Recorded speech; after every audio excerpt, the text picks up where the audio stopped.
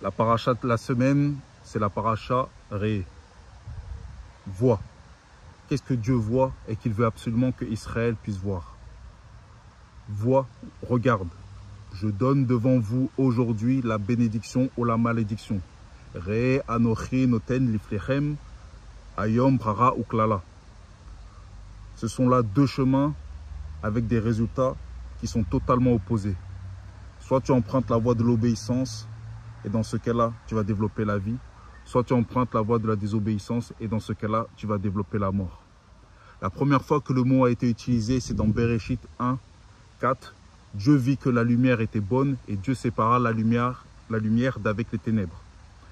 Au passage précédent, Dieu dit que la lumière soit et la lumière fut. Dans l'ordre des choses, c'est quoi? Dieu parle, la chose, elle existe, même si elle n'est pas encore visible. Dans un second temps, l'homme écoute la parole, la traite, puis obéit à l'ordre divin. Puis dans un dernier temps, l'homme voit les paroles de Dieu se matérialiser et il va se mettre à être un acteur de son accomplissement. Pour mieux comprendre, faisons un petit zoom sur la façon dont les Hébreux sont sortis d'Égypte.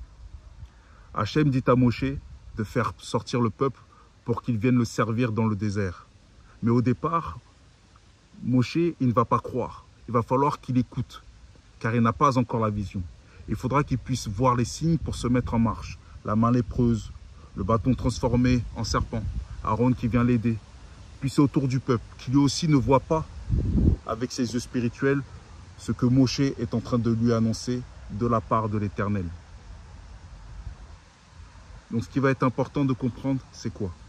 C'est que le peuple, dans un premier temps, tout simplement, il doit être à l'écoute. Il doit voir dans les plaies des signes. Mais à un moment donné, l'Éternel demande une action de l'homme.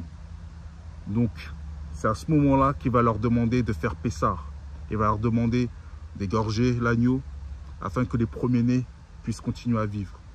Puis quand le peuple va rentrer dans le désert, il voit se matérialiser la présence d'Hachem dans la colonne de nuée le jour et dans la colonne de feu la nuit. Donc on voit très bien comment Dieu, tout au long du voyage, il va demander à ce que Israël soit à l'écoute pour pouvoir le suivre. C'est parce qu'on aura été à l'écoute qu'on va voir et on n'aura aucune difficulté à le suivre. De la même manière, l'Éternel peut te sortir d'un milieu de la servitude. Ça peut être l'alcool, ça peut être le travail, ça peut être la drogue, la prostitution, un quelconque vice. Ça peut être un groupe d'amis nocifs, une famille qui pratique l'occultisme. Puis Dieu te dit, je vais te donner un nouvel héritage, un nouveau cercle d'amis, une nouvelle Keïla. Et il faudra que tu puisses obéir et marcher dans ses voies. Si tu veux être en mesure plutôt de pouvoir vivre les promesses. Par contre, l'Éternel, il insiste sur une chose auprès d'Israël, sur le danger qu'il peut y avoir dans le fait de pouvoir voir, de pouvoir regarder. En d'autres termes, qu'est-ce qu'il dit? Prenez garde à la façon dont vous allez voir physiquement, la façon dont vous allez considérer les choses matérielles, les apparences, l'aspect extérieur. Attention à ne pas plonger les regards spirituels sur les pratiques des peuples qu'il aura chassés pour que le peuple d'Israël puisse ne pas être influencé et puisse prendre possession de son héritage. Pourquoi il va dire ça? Parce qu'on a pu voir que les Israélites, parce qu'ils ont vu les Égyptiens faire des idoles, au moment où Moshe s'est absenté, une partie du peuple va décider de fabriquer le veau d'or et au final, ils vont reproduire ce qu'ils avaient vu en Égypte. Le résultat, ça a été quoi? La mort d'une partie du peuple.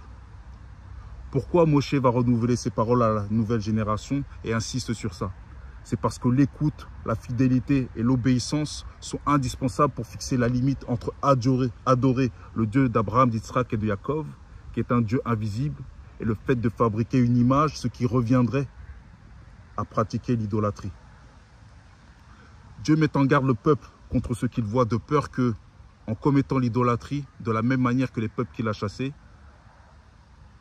ils commettent les mêmes erreurs. C'est pourquoi dans cette paracha, l'Éternel donne le lieu où les offrandes devaient être faites et devront être faites. C'est le lieu où il a décidé de manifester son identité. Cette vision que Dieu nous donne est totalement différente de celle qui est pratiquée par ceux qui sont dans le paganisme et qui fabriquent leurs dieux et qui se mettent à les adorer dans des hauts lieux.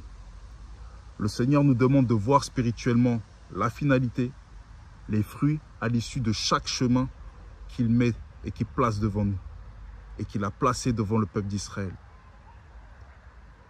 Au moment d'acquérir ton héritage et de rentrer en possession, si tu veux la bénédiction, Hachem te dit que tu n'as pas d'autre choix que de détruire toute forme d'idolâtrie, toute trace de paganisme en toi ou dans le lieu où il t'aura installé afin de lui donner sa place.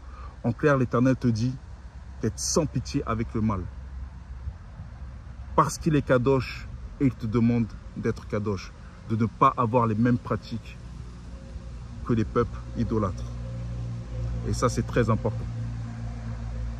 On connaît tous cet adage qui dit que le bonheur des uns fait le malheur des autres.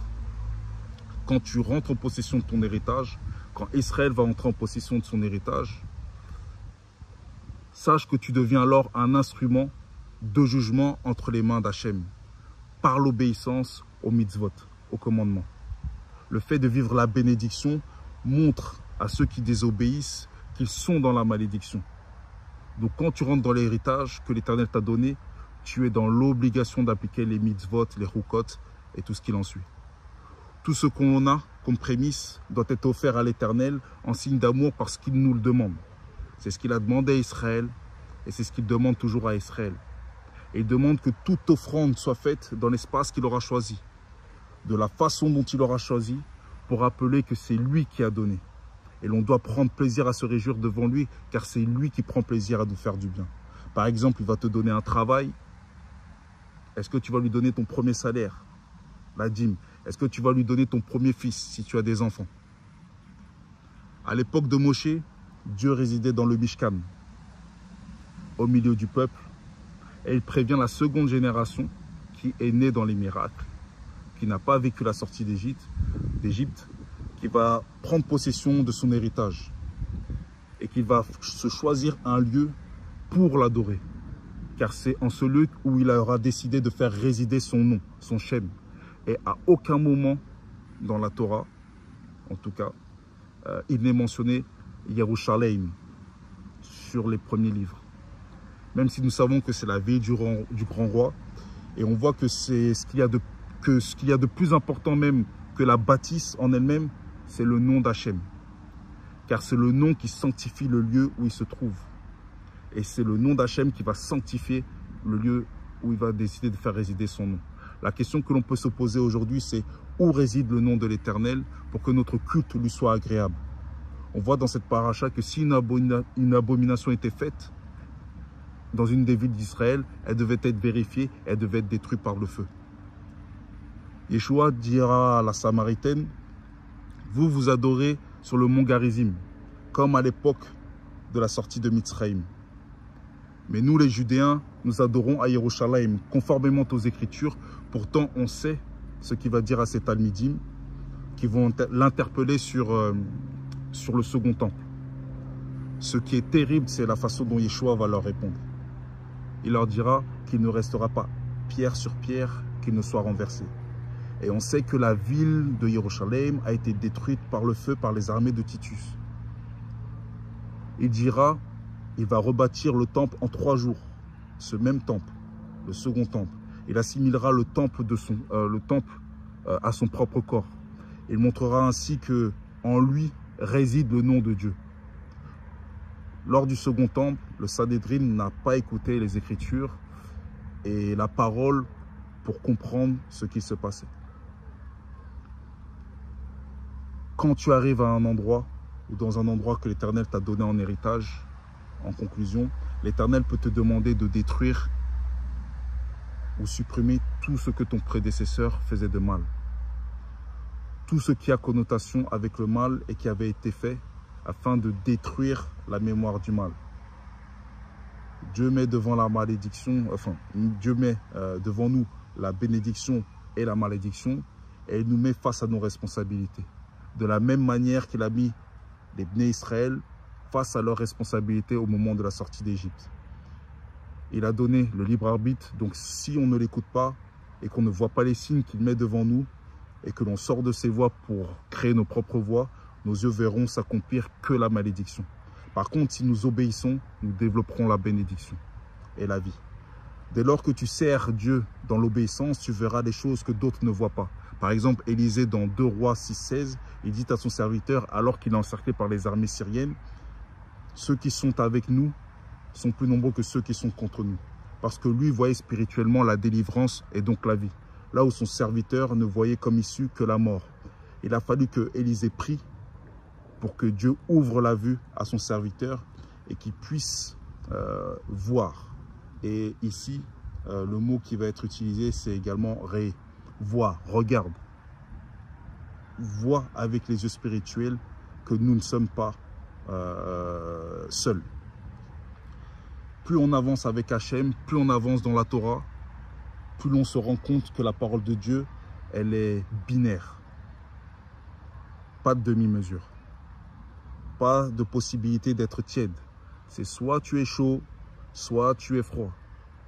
Abraham, il avait vu la cité de Dieu, c'est ce qu'il nous est dit dans la Torah, qu'il avait vu la cité de Dieu et après avoir écouté, il s'est approprié les promesses qu'Hachem lui avait faites parce qu'il a obéi. C'est pourquoi il a marché dans les voies d'Hachem. Soit nous marchons avec Dieu, soit nous marchons contre Dieu. Cette paracha nous met devant cette responsabilité-là. La vie n'est qu'une question de choix. Raison pour laquelle Dieu te demande, Dieu me demande, Dieu nous demande, Dieu demande à Israël, généralement, d'écouter. S'il insiste sur le fait que voir avec les yeux de l'esprit nous conduira in fine à lui obéir et à l'adorer, Yeshua dira, en étant la tête du corps, nous sommes censés être des pierres vivantes. Aujourd'hui, Hachem nous demande de l'adorer en esprit et en vérité, de lui rendre un culte de notre obéissance, car c'est à travers celle-ci que nous rendons un culte véritable à Dieu, car nous serons habités du nom d'Hachem.